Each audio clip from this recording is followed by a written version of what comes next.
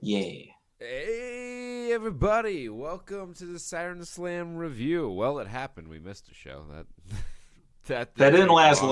long. Yeah. I think all of Albany has come down with a case of the gremlins. Things are not right here. We had a big old nor'easter come through too. Yeah, it's just been a crazy few weeks, and it gets a little. I mean, it's almost done. I'm traveling next weekend. Not this Okay. upcoming weekend, but the weekend thereafter. I'll be going upstate, visit my father and the Adirondacks, apple picking, whatnot, fall activities with the girlfriend. Far Um, off land of the Poconos. yeah. Oh I thought it God. was a foreign country. No, you fucking simple, beautiful mind. But yeah, so we missed the NXT and AEW. Well, we didn't miss them. We watched them. We just haven't reviewed There. them properly, and we won't now. We'll just do quick hits. Jericho cut a very strong promo on the AEW show. NXT continued to have better wrestling overall. Walter and Kushida was great. Kushida got hurt. That's not so great. Um, Yeah. and yeah, that was basically the tale of the two shows. As far as ratings goes, both were down. They were up against the baseball game, which did 5 million viewers, so that didn't help anything there. But AEW did 1.14 or 1.18 million viewers, Mhm. factoring in the True TV simulcast. NXT did 794,000. So down, and then they were down again from that number this week, not against baseball because the game was rained out. So I don't know what to say to that. But I think they're just starting to settle in here, and we'll see where they hit the baseline. yeah, I got really excited that first week there. You know, almost 2 million combined people watching wrestling that day, and it's trickled down ever since. So, you know, wrestling, as hot as it seems to wrestling fans right now, it's really, I guess, just not as hot as it feels. hmm It was like, oh hey, it's a wrestling thing going on. Wow. And then sports. Real, yeah. Sports. Playoff sports of America's game. But anyway, This is America's game. this is America's Wrestle. wrestling show. AEW Dynamite, October 16th, 2019, live in Philadelphia, Pennsylvania. Um, Philly, always a good wrestling crowd, no exception here tonight. This Mm-hmm. match kicked off with a tag team tournament match between SCU and the Lucha Brothers. Lucha Brothers are heels, I presume.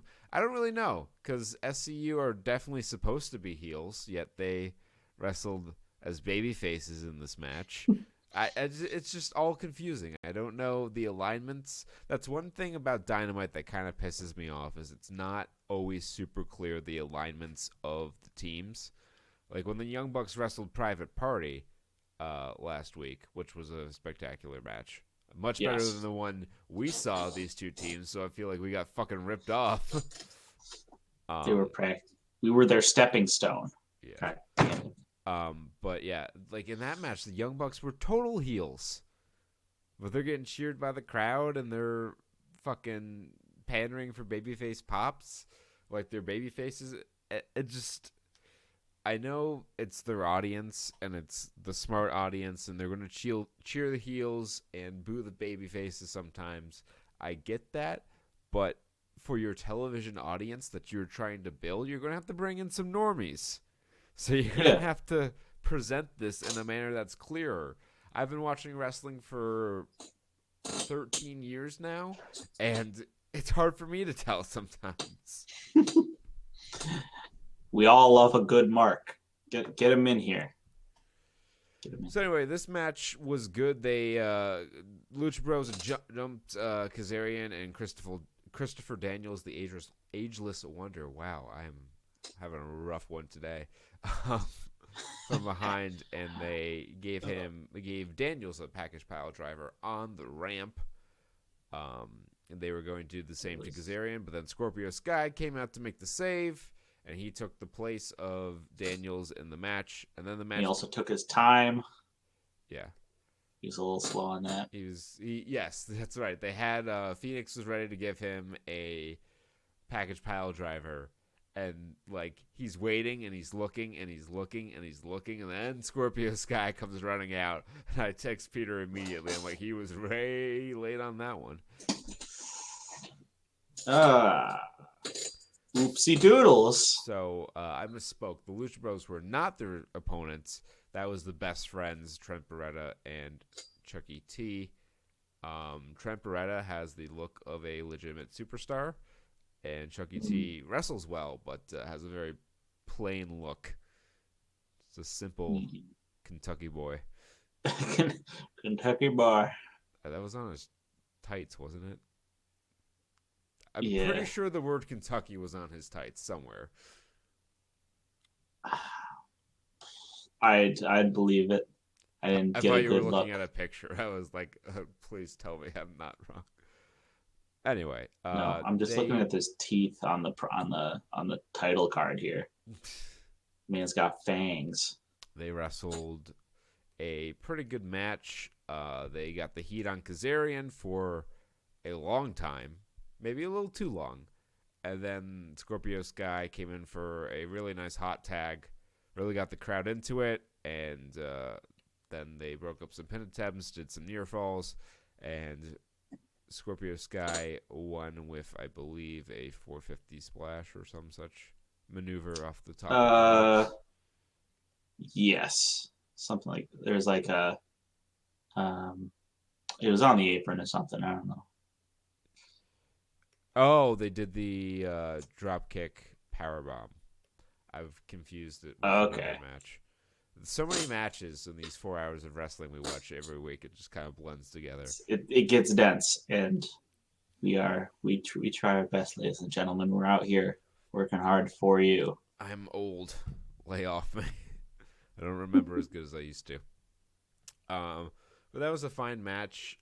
But it was weird because they made a big deal about how Scorpio Sky didn't want to be in the tournament, and like he was pouting. He looked almost sad to have won, and then he starts dancing on the top of the ramp.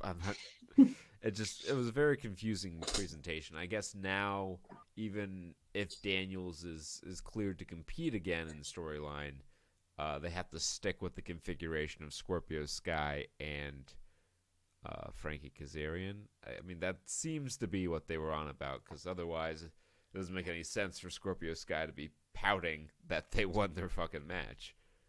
Yeah. Um, Again, figure it out, guys. Figure out what side you're on, where you're at. Santana and Ortiz, the former LAX, who we also saw on that same show, Yes. against a New York Wrecking Crew. They wrestled and beat John Silver and Alex Reynolds. This was little more than a squash match. They looked good, which I guess is the idea. So mission accomplished. Job Boys Inner Circle it's establishing itself fairly well. They're doing well. I'm still not gonna be convinced about Jake Hager. It's gonna take a lot to erase the memory of Jack Swagger for me. Oh, okay. I don't remember him much as Jack Swagger. I just see him. I'm like, he's big and he doesn't do anything. He just goes. Well, you remember the show we went to with Darby Allin versus Pentagon and Phoenix versus Kenny Omega in Poughkeepsie? Yes. Yep. Oh yeah. The long, boring match featuring RVD and that other guy. Jake Hager's the other guy. Oh. Oh, good. Good. Yeah, that's all right. Well, that gives me a new perspective.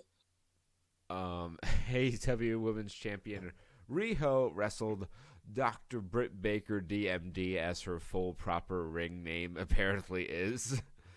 Doesn't even I'm looking at the little picture in the article here, and the name does not fit in the picture. It is running off the side, and then Riho is like kerned with enough space in between each letter that I can set up a shop there. Riho. Um, Riho looked better in this match than she did against Nyla Rose. I still find her to be a lot less believable than some of the other Joshi wrestlers I'm familiar with, like Asuka, Kairi Sane, and Io Shirai.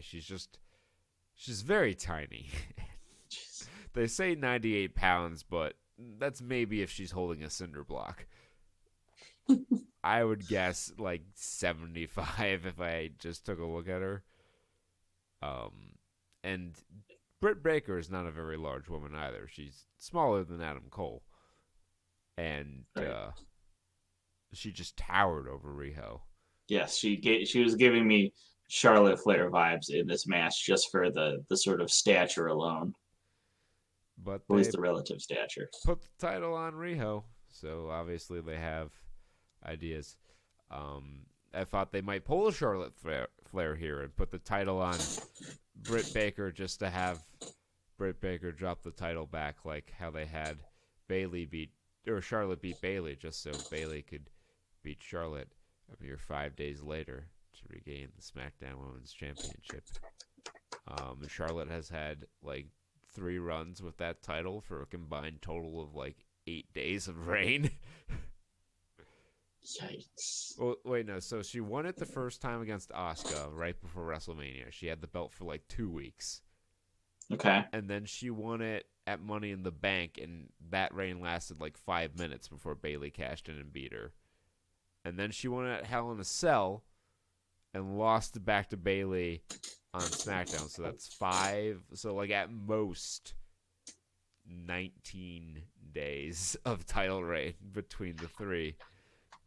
What an enticing belt, you know? Yeah, Just really what makes you value covet it it. has. The drawing power is just unrivaled. Anyway, this match has nothing to do with that. Baker worked over her arm. Riho hit some flippy shit and went for some double stomps. Baker countered it with a sling blade. She teased a TKO, but Riho slipped out, and then she eventually hit it on her second attempt, and then a one-legged drop kick for a near fall. Riho hit this crazy Northern Light suplex, and they exchanged cradles for some near falls. Baker hit a big right hand for a 2 count. Riho dodged a ripcord attempt and then hit some palm strikes, not slaps, palm strikes. She got a single leg crab, and Britt Baker was in this half crab for like half a decade, it felt like. She just milked it for all it's worth. And at the end of it kept going on and on. It was not quite the levels of Shayna Baszler's 1,000-year armbar, but Oh, I was just like, just fucking tap or grab the ropes already. This has gone on far too long. tap, snap, or I'm gonna nap. Word. Haha. Word Jokes. play.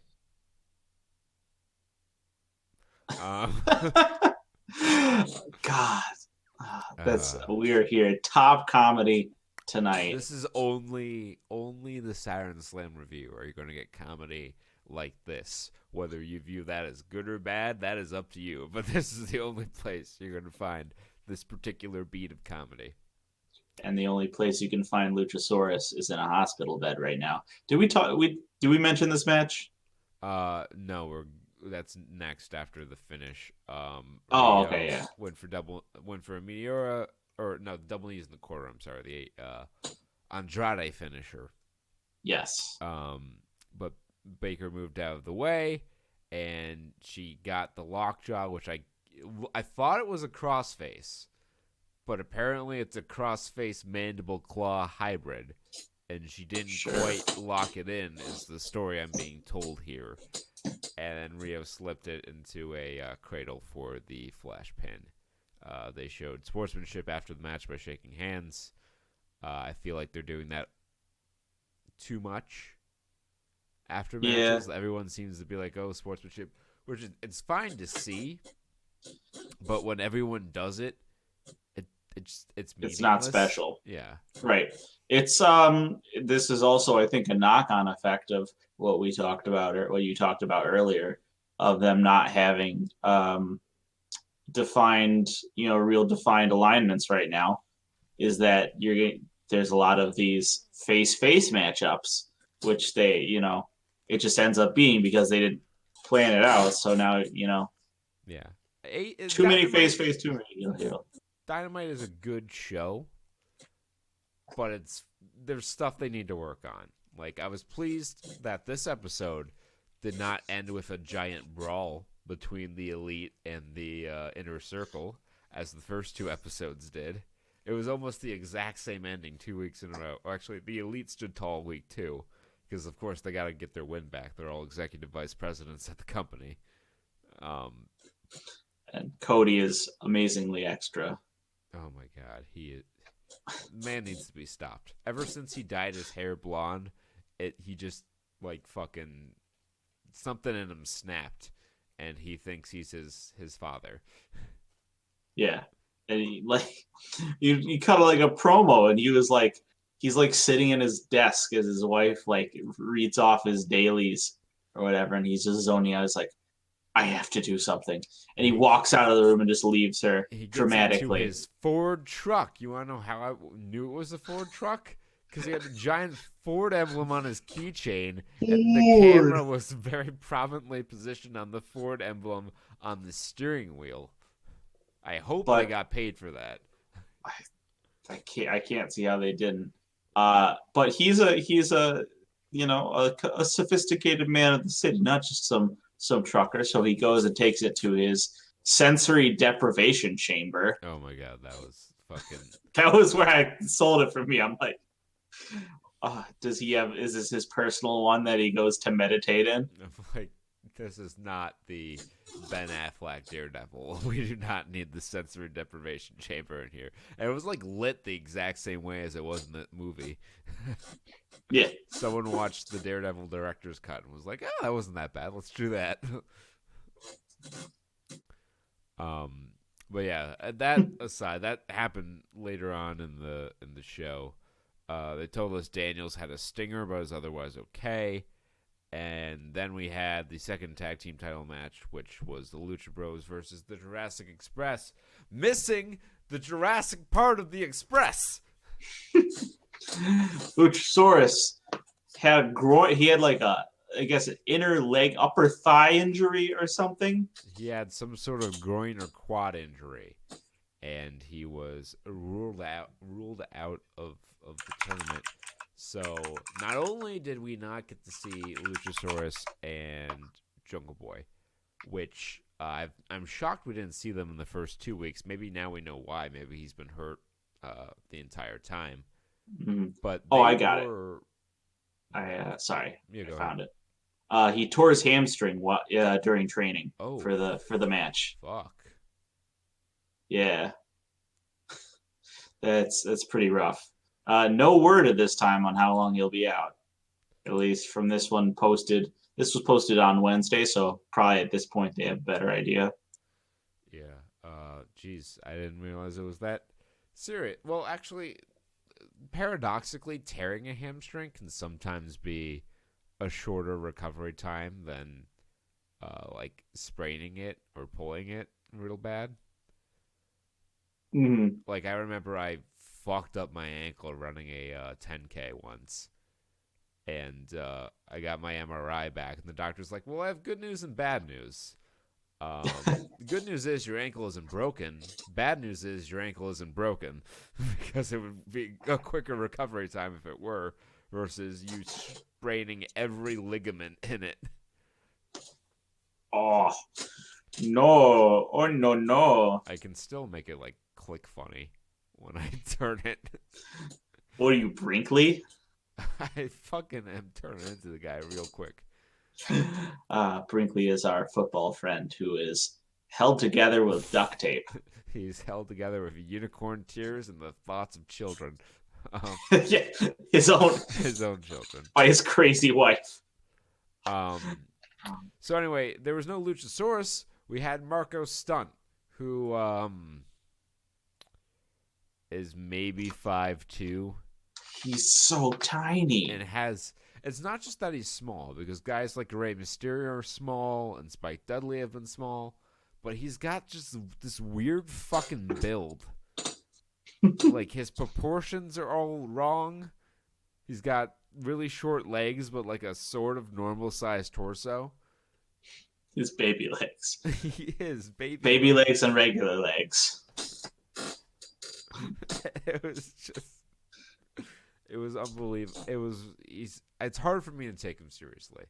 And there was a big like rant on Reddit yesterday. It's like, how come Marco Stunt's unbelievable, but small guys like Mysterio can be seen as credible? I'm like, well, they had the right look. Marco Stunt doesn't have the right look, and there's nothing particularly special about his moveset. Like, the stuff Rey Mysterio was doing at the time was really cutting edge, but Marco Stunt just does smaller versions of everything.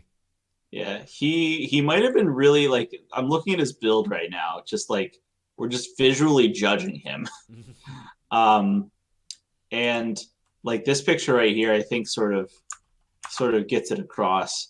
He could have done great in the 90s because he looks like he could have been in Bill and Ted. Like, he has that kind of face. Yeah, he's got that stoner face. But he's kind of a scrawny dude. He is like really scrawny. He's got like a little bit of a dad bod going on.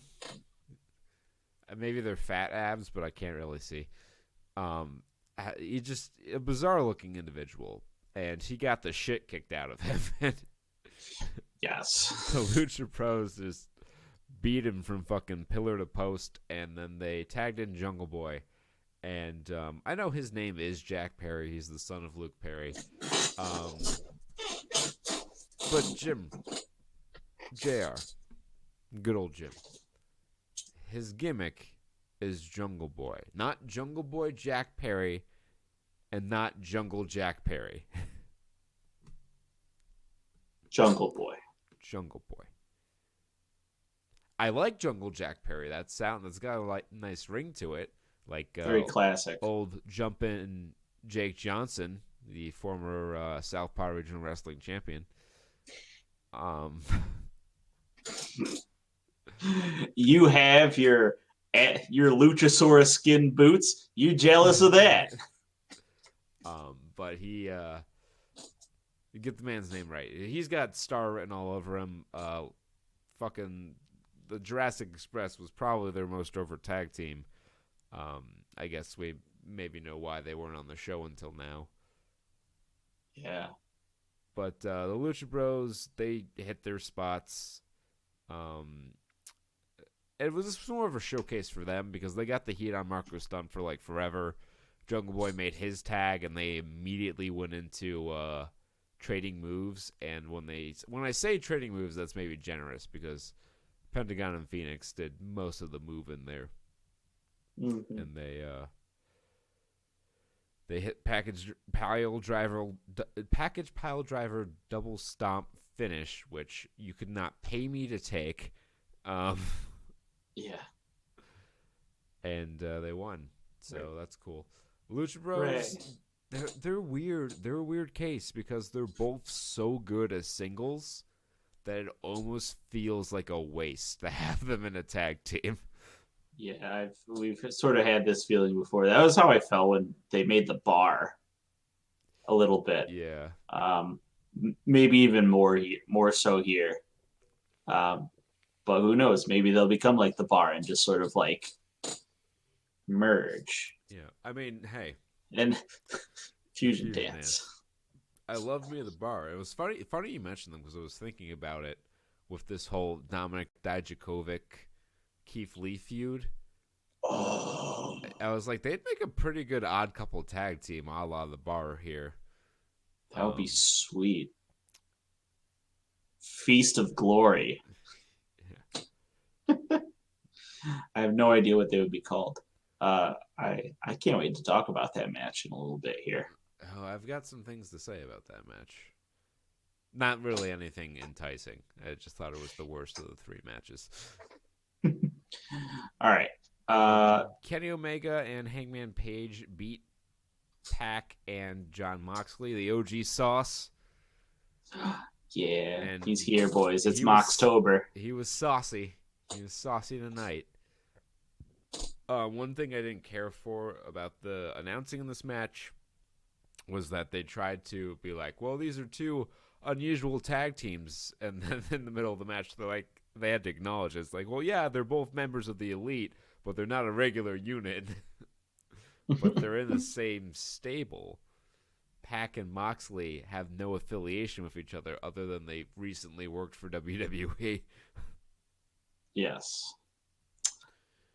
Um, Makes but me this match think. was good. I'm the more I see Hangman Page, the more impressed I am with him.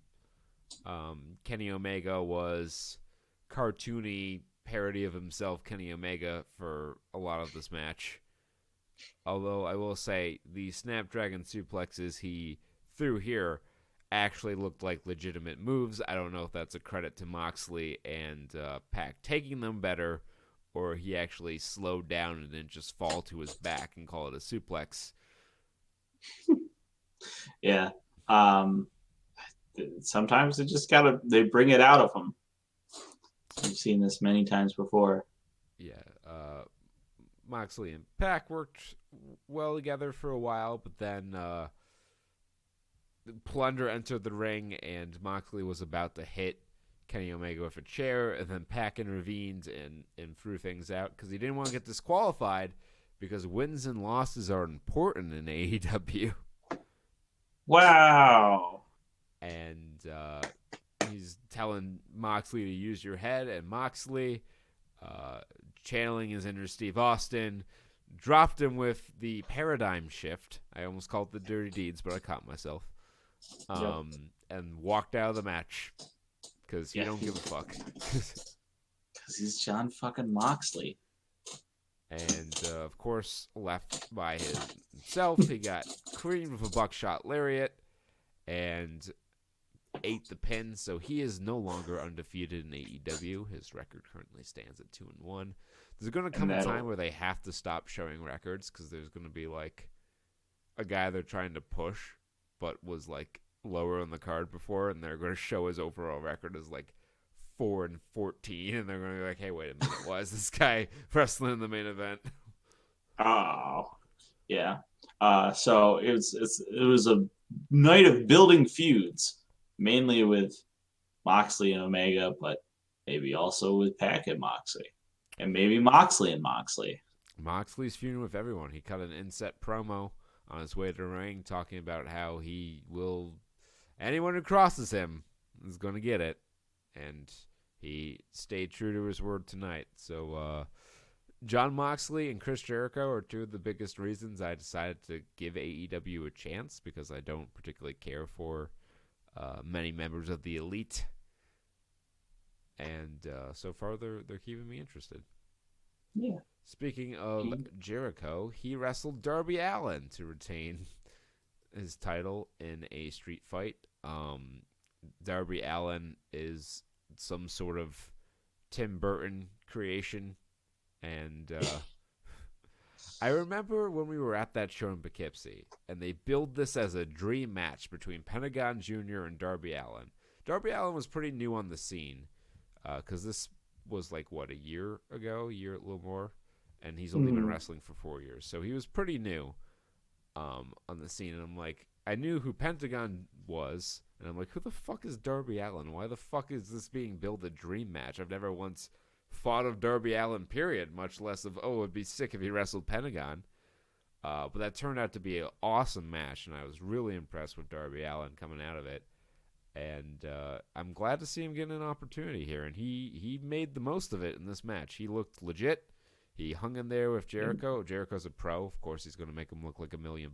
But Darby Allin wrestled like a quarter of this match with his hands tied behind his back, and still wrestled a better match than a lot of people I've seen on the main roster in WWE. Yeah.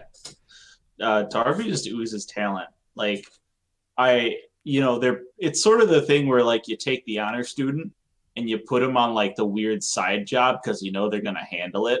Yeah. but secretly you wish they could just do their thing. Because like his thing is like, oh, I'll hurt myself. I'll just do crazy suicide stunts Yeah. or whatever. And he does it great because he's really good. But like, there's a part of be like, just Yeah. Let him let him wrestle. blossom. Yeah. He reminds me a lot of Jeff Hardy, early in his career, where it was the same way. He got over doing all the crazy kill himself moves in these crazy ladder matches and TLC matches, and he had talent and technical ability. His timing was great and all that. And it's just like let him wrestle, and then they finally did in like 2008, 2009, and it was glorious, and he was hugely over, mega over. And I think Darby Allin has the potential to reach those kind of heights, and I'm sure they see it too. That's why it's no coincidence that he is wrestling in the first title match on AEW television. Yeah. Just start him out as a contender. Give him a push right here. Yeah, so they wrestled, and it was well. They exchanged maneuvers. Darby Allin went crazy. Jericho was, the Jericho he is now. Not quite the Jericho of old, but still puts together really good matches. And eventually he got the gaffer's tape, and he taped his hands behind the back, and Darby Allin was still hitting very impressive offensive maneuvers and getting near falls with his hands tied behind his back. He went up top for a coffin drop, but then Jake Hager ran in. I was surprised that he was not out there to begin with. I figured as soon as they announced this match as a street fight, that's how it was going to end. And I was not incorrect. So I think that's 3 main events in a row for them that have ended in non-finishes or fuck finishes, which is not a great foot to start out on. Put a man on the mat. Just let it happen. I know they're all your main event guys, and you really want them to not like lose, but come on now. We just got done fucking reaming the main roster for such a decision. Yeah. It was based in the same logic. That made us quit. We are no longer watching main roster programming. And I don't think you can try and be that bad. Like you have to dive ass first into a pit of awful to get to that point. You haven't built up the cachet of like distrust and hatred that WWE had built up since 2016, just piling it on and on and on and on and on and on. But that was really bad, and in a vacuum it would have been really bad and I'd have been pissed off, but it was the straw that broke the camel's back. Less of a straw and more like a nice medium-sized rock. Yeah. It's a stone right on my fucking tailbone here. So don't be better. This is your chance, AEW. Rise above. Yeah. Jericho locked him in the walls, and Allin verbally submitted. Then the rest of the inner circle ran down with a little bit of the bubbly. And they celebrated as the show closed. And it was all in all a good show. It did 1.14 million viewers, so only down 40,000 from last week. So it seems like 1.1, 1.4, or 1.14 is going to be kind of the audience they have for now. They might build it up over time, but it'll take time before I think they see their debut number again, much less anything above that. But they're doing the kind of numbers that Impact was when they were on Spike, which is not bad, and they're holding strong in that all-important 18 to 49 demographic. So NXT continues to be the show for old people. The old people, like us. NXT, I liked this show. I thought this was a good show. I thought it struck a nice balance of having promos and vignettes and matches. I think we've watched a few episodes now, 6 episodes, 8 episodes of NXT on USA, or 5 episodes of NXT on USA, and then 6 of the head-to-head shows. And I think this show, out of all the shows we've seen in this Wednesday Night War and the prelude to it, struck the best balance between matches, promos, and vignettes. It flowed a lot better for me than the past couple of weeks. I don't know. Last week's show was good, but it was just a slog for me to watch. 4 hours of wrestling on 2 consecutive days is not easy. But no. This one was a little more pleasant than last week. Tommaso Ciampa wrestled the Angel Garza. Ciampa was ravenously cheered, which was a strange sight for me. For him in that jacket with that music to hear like overwhelming cheers. But tell the kids who just tuned in, tell the 50-plus-year-old kids who just tuned in to this new show that was on WWE. I remember a time when he came out and there was no music and you just booed him, and that was how he entered. He had the best entrance theme in all of wrestling for a time. And then he started to get cheered, and they wisely added in music at the right time. But yeah, he looked good here. He got a lot of his spots in. He did not hit the fairy tale ending. Instead, he won with his draping DDT, which is now called Willow's Bell. The most notable part of this match was when Angel Garza tore off his pants, and Tommaso Ciampa started hitting moves on the pants. Eventually throwing them back in Garza's face as he entered the ring to hit the Willow's Bell for the pinfall. And then the Undisputed Era came out, and Tommaso Ciampa grabbed his trusty old crutch and prepared to ward them off, but they just walked down, dropped the thumb drive off with the announcers, and walked back up. And we would find out later what was going on there. Though it was notable, and I thought I missed something, but it all made sense later when they showed what was on the disc. Roderick Strong's shirt was like ripped, and he was wearing the Dream sunglasses. Yeah, and I was like, did I miss an angle where they jumped him? And like, I only fast forwarded through the commercials. I don't think I'd miss an angle. But we'll just skip to it now while it's relevant. What was on the drive was the aftermath of the gang-style beating they laid down on Velveteen Dream, because he showed Roderick Strong's Playgirl cover on with his tiny dick television last oh my god, last week. That was some silly night. That was some 90s level shit. Yeah, that was silly. But they beat the fuck out of him, and they beat him so bad he's not going to wrestle. I don't know if he's actually hurt, or they're moving up to the main roster, or this is just an angle to keep the feud fresh. I can't say for sure, but them's be the breaks right now. He's out of the match, and that led to the Dominic Dijakovic and Keith Lee match being for a shot at the North American title. More on that later. First, Imperium, team of Fabian Eichner and Marcel Bartel wrestled Danny Burch and Orny Lorcan in what was a great match. Burch and Lorcan, I think, are perfectly positioned for their ceiling as a tag team. They are an upper mid-card tag team that puts over rising teams. They're a very good team. And, you can argue they should be doing more with them, but at the same time, what team in NXT, with the exception of maybe the Street Profits, are they clearly better than? Do they have a higher ceiling than? Right. I can't really think of one. So I think they're perfectly positioned as the sort of jobber to the stars team. Yeah, this is what they wanted Cassius Ohno to be, and this is what I want Cassius Ohno to be.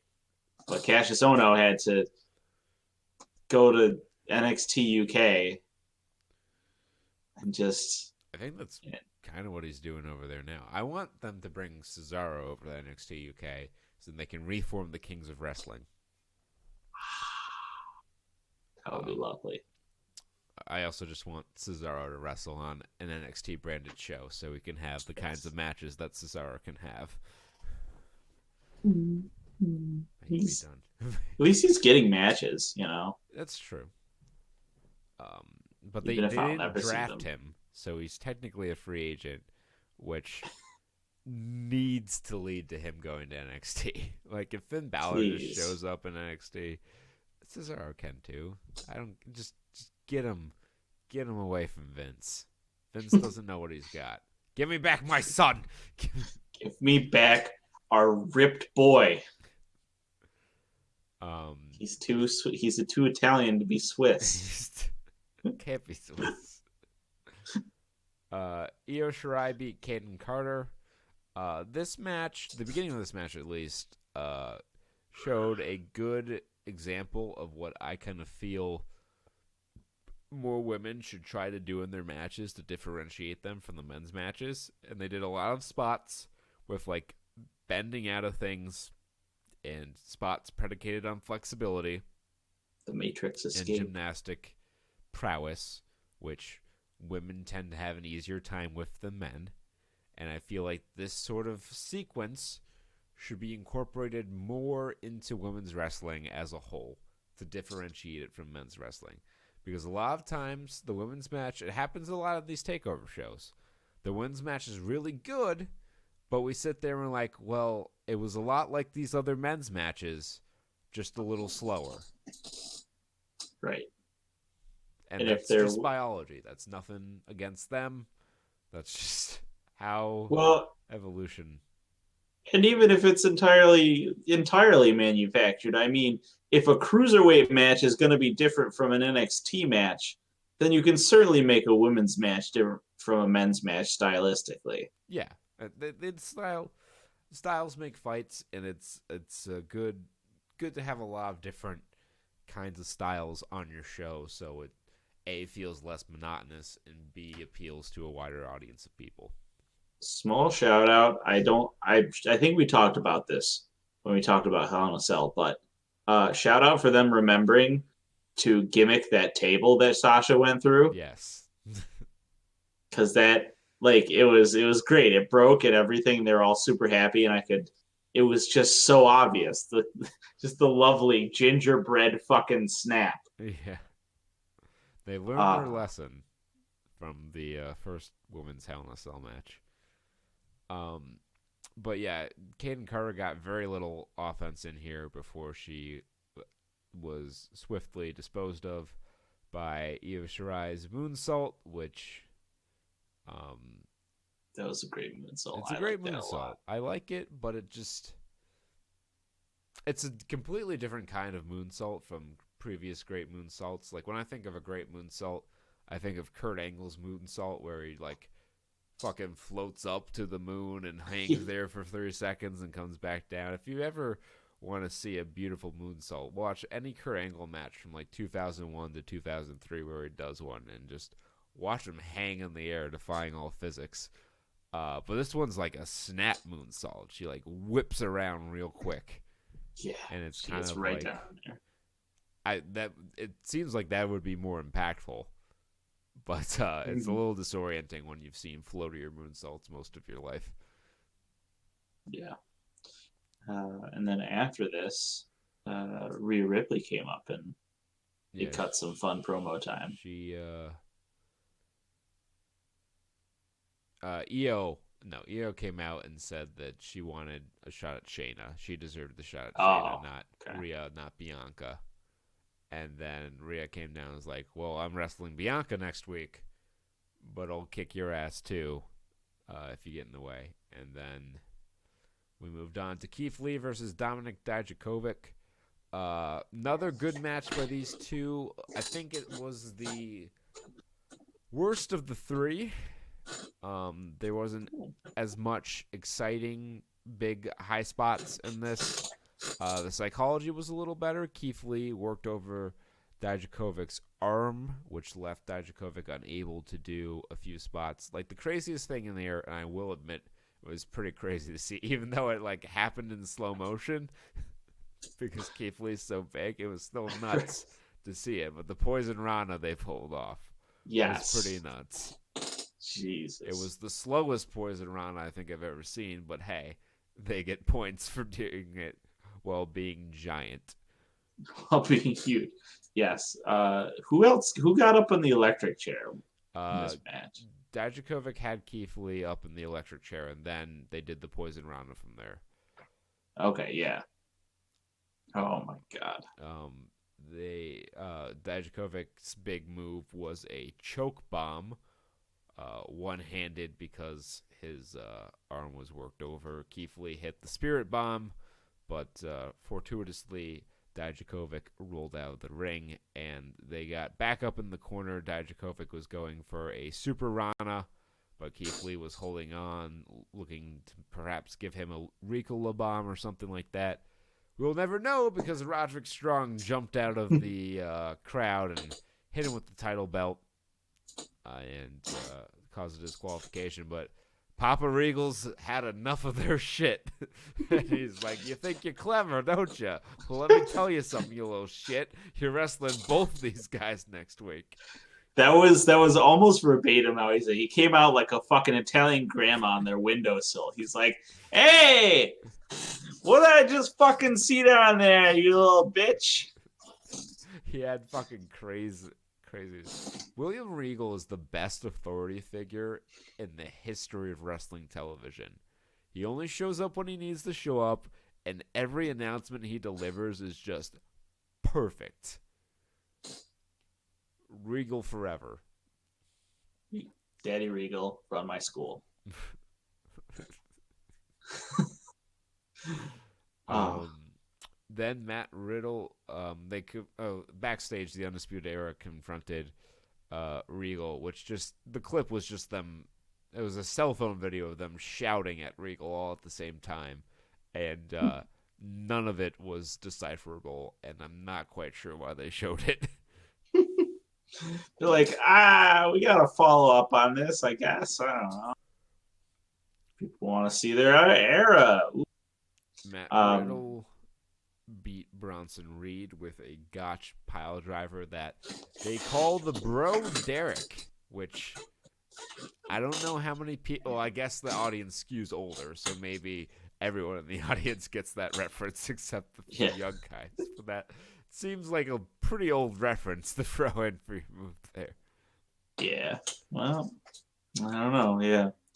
It's good to see. I'm just thinking about this now. It's good to see that the tournament guys, that like they're all getting in now. Yeah, I think that was the reason they did the tournaments. They signed a bunch of new guys and they wanted them on TV, but they weren't quite sure how to best get them on there, so they just did a tournament where everyone got some time to show what they're all about, and they had Cameron Grimes go to the finals for reasons that still don't make sense to me. But hey, at least So he you didn't put on win. a top hat. He didn't have Fucking the just top hat yet. He didn't have anything. He didn't have the top hat or the jacket. He just came out as fucking Cameron Grimes, and Cameron I was Grimes supposed to care. putting him over. This is Triple H's. Oh God, it's his mo. It's like, of course the answer was tournament. Hey, it's a very effective method of doing this, and Yes, everyone loves a we've good had tournament. several lovely ones. Oh yes, Worlds Collide. that was a That was wonderful tournament. Um, the original Cruiserweight Classic, wonderful tournament. Yep. Dusty Rhodes Classic. Always a classic. Although I don't know. I guess are they? I guess they're still going to do that. Yeah. Yeah, it's around WrestleMania time they get Okay. ready for the Dusty Classic. Although the first time they did the Dusty Rhodes Tag Team Classic, I know Dusty did like his tag team shit, but it just seemed like we were going to do a tag team tournament anyway, and we'll just throw Dusty's name on it because he passed away. Yeah. Sure. There it is. But there's gonna be a weird AEW angle with that when that comes around again. Oh, I'm sure because they can't leave. Triple H is living rent free inside Cody's head.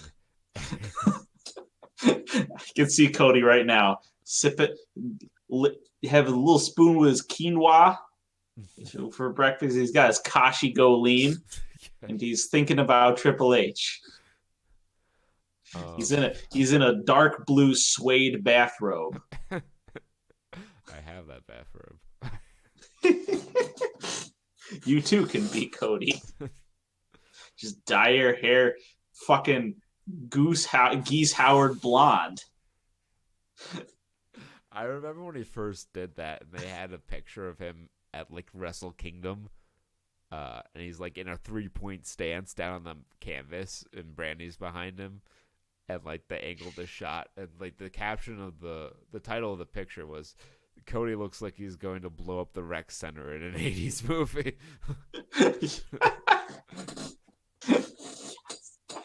Yes. Oh my god. Tegan Knox beat Tainara Conti. Conti got some judo throws in there, but Tegan Knox hit some moves, including a beautiful German suplex. Or maybe Tainara hit that. But one of them hit a very nice German suplex. And the Chinese Wizard got the win. And Dakota Kai ran out, and they celebrated together. And then Shayna Baszler came out with her flunkies because she's got to show up on the show, get them paychecks. She actually has all her mail directed to wherever the show is that day. Yeah. So she's just collecting like her fucking electric bill and the morning news. So she came out. She cut actually a pretty good promo. Shayna Baszler's not a bad promo. It's just her voice prevents me from taking her seriously because she doesn't sound like a woman necessarily. She sounds like a prepubescent boy. And she kind of has a really young baby face, so that doesn't help with the association. Oh, who did I figure out? Who is Marina Shafir married to? Roderick Strong. Roderick Strong. Okay, yeah. I remember that now. I was like, wow, what? You know, a little mind blow. Even though I probably already knew that, but I saw it again recently. And I'm like, wow, that's crazy. Yeah. Britt Baker and Adam Cole are the item as well, which is crazy because they're on separate shows. Warring shows. Tragic love. Love it. What's the Star-Crossed? Yes, Star-Crossed. Killian Dane wrestled and beat Boa, the man he beat up last week. Boa at one point got in a nice striking exchange, but then Dane hit his 3 Vader bombs and stretched Boa until he tapped. They had a hype package for the new NXT, no longer WWE, NXT Cruiserweight Champion Lio Rush. He won that belt last week in a good match with Drew Gulak. And then they formally announced Bianca Belair versus Rhea Ripley for next week. And then we had the main event of Damian Priest versus Pete Dunne. This was the best match Damian Priest has had in NXT. The Keith Lee match was also very good, but I thought this was a notch above. I thought this match was a lot of fun. It's not quite the same level of NXT main event that we were getting for a while there, when it often involved one of Andrade Cien Almas, Tommaso Ciampa, Johnny Gargano, or Aleister Black. Fucking honor class right there. Jesus.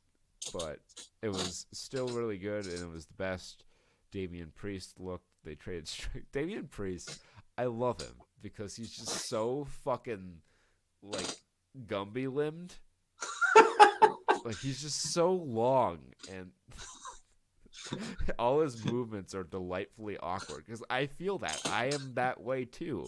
I have really long limbs and a tiny torso, and I too sometimes flail like that when the wind blows 45 degrees off Cardinal North.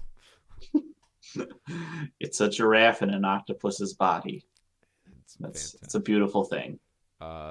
They at one point Priest hit a Razor's Edge that was mistakenly called a Splash Mountain.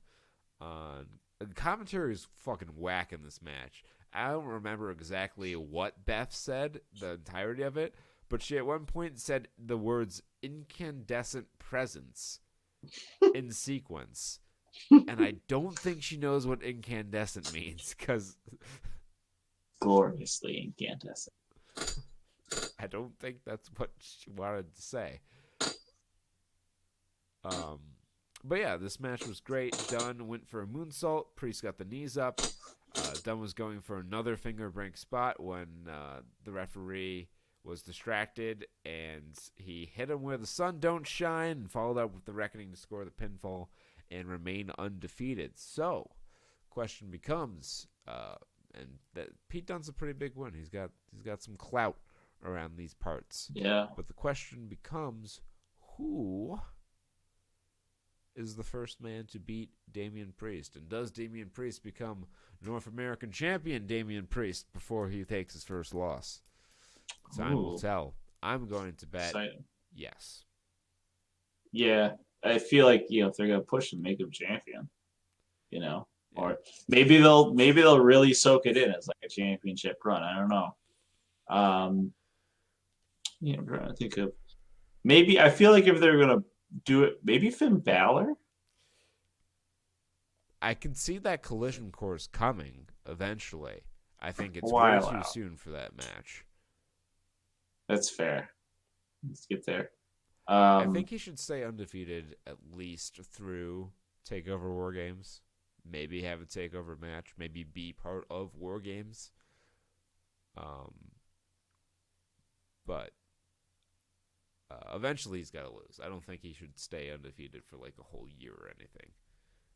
I think he's got a gimmick where he can take a loss, and he's got credibility now because he's picked up wins over Keith Lee and now Pete Dunne. I think he can beat one more big name, let's say Johnny Gargano, and that would be interesting.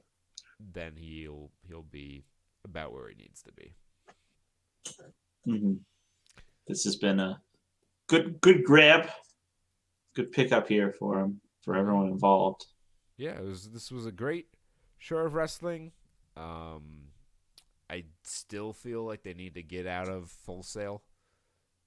The show just doesn't look as major league as AEW does. Yeah, especially I watched AEW and then I turned over to NXT and it was a little quieter. It was it wasn't as hot as the first couple weeks were. Yeah, Which I was surprised at. yeah. Usually do a pretty good job. I know. Eventually, if you run the same building a lot, you're gonna get a crowd that isn't quite as excited because it's old hat to them. But I think at least sometimes they need to go out and run the mid-sized arenas that AEW is running in major wrestling markets so they can appear production value wise to be on the same plane. Because if you watch these shows, you would think AEW is the show backed by the billion-dollar wrestling company and not the startup. When in fact they are the startup, and NXT is backed by the billion-dollar wrestling company. But hey, it's a wonderful time to be a wrestling fan. You don't have to watch a damn bit of WWE programming if you don't want to, and you can still find a great amount of wrestling. Not just these shows. NWA Power is now up on YouTube. I've heard wonderful things about their first show. It's old school studio show. I've heard nothing but good things about it. I have yet to check it out myself, but I'm going to check it out. MLW Fusion is on Beyond Sports, also available on YouTube. That's a great show. I've watched a couple episodes of Fusion, and I liked what I saw. I just don't consistently have the time to watch it, unfortunately. And Impact is going to be, I think they're already on Access TV.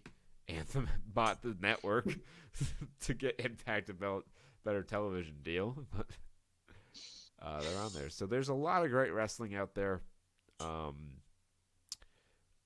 and it's nice. It really is nice to just watch wrestling you enjoy and not have to fucking beat your head against the wall. Spoiled for choice. All right, so that's going to wrap it up for us. We will be back next week. My travel should not affect the schedule at all.